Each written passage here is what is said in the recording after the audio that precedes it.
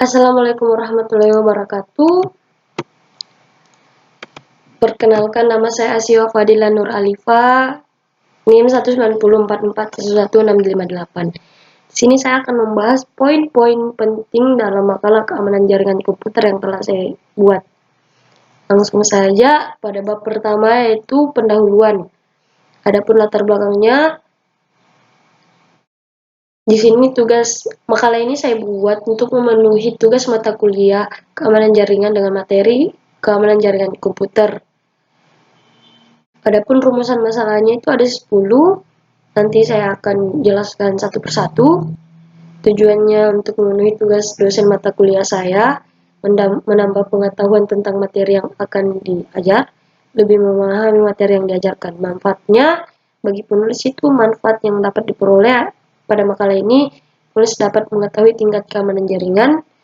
Bagi dunia akademik, diharapkan akan memberikan suatu referensi yang berguna dalam perkembangan dunia akademik, khususnya dalam penelitian terkait dengan keamanan jaringan. Langsung saja bab 2, yaitu tinjauan pustaka. Pertama itu pengertian keamanan jaringan. Di sini dalam bahasa Inggrisnya itu network security, atau dalam jaringan komputer sangat penting dilakukan untuk memonitor akses jaringan dan mencegah penyalahgunaan sumber daya jaringan yang tidak sah. Tugas keamanan jaringan dikontrol oleh administrator jaringan. Yang kedua itu ada tujuan keamanan jaringan komputer, ada 3, yaitu availability atau ketersediaan, reliability, kehandalan, dan confidentiality atau kerahasiaan. Ketiga itu ada autentikasi, proses pengenalan peralatan, sistem operasi, kegiatan aplikasi, dan identitas user yang terhubung dengan jaringan komputer. Selanjutnya itu ada tahapan autentikasi. Autentikasi dimulai pada saat user login ke jaringan dengan cara memasukkan password. Selanjutnya, untuk mengetahui lokasi dari peralatan dari suatu simpul jaringan atau data link layer dan network layer. Selanjutnya ada transport layer. Selanjutnya ada session dan presentation layer. Dan yang terakhir ada application layer. Yang keempat itu ada beberapa bentuk ancaman jaringan, yaitu seperti sniffer, spoofing, remote attack, hole, phishing, hacker, dan cracker. Di sini hacker dan cracker itu berbeda. Hacker itu orang yang secara diam-diam mempelajari sistem yang biasanya sukar dimengerti untuk kemudian mengelolanya dan men-share hasil uji coba yang dilakukannya. Hacker tidak merusak sistem. Sedangkan cracker, orang yang secara diam-diam mempelajari sistem dengan maksud jahat, muncul karena sifat dasar manusia yang selalu ingin membangun atau salah satunya merusak. Selanjutnya ada pengertian firewall. Firewall merupakan suatu sistem proteksi untuk melaksanakan pengawasan lalu lintas paket data menuju atau meninggalkan sebuah jaringan komputer sehingga paket data yang telah diprediksi dapat diterima, ditolak, atau bahkan dimodifikasi terlebih dahulu sebelum memasuki atau meninggalkan jaringan tersebut. Firewall memproteksi suatu jaringan komputer dari hal-hal yang membahayakannya. Jadi firewall ini seperti antivirus. Ya, kurang lebih seperti itu. Di sini ada cara kerja firewall.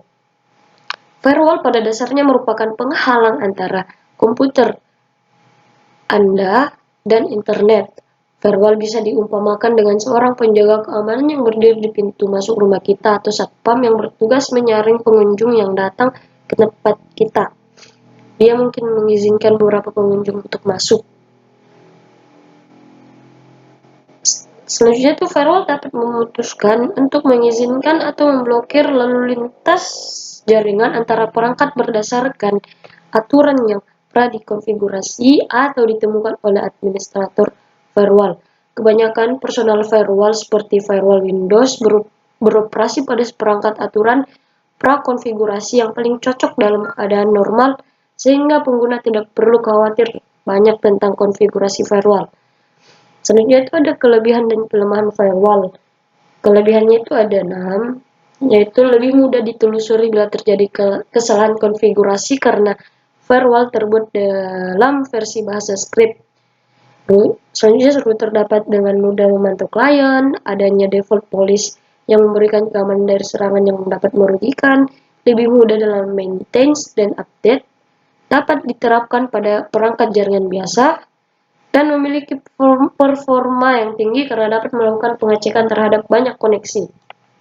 Adapun kelemahan firewall, yaitu firewall dapat ditembus dari luar. Nah, koneksi masuk yang diblokir untuk menutup layanan jaringan seperti Windows sharing ke arah internet.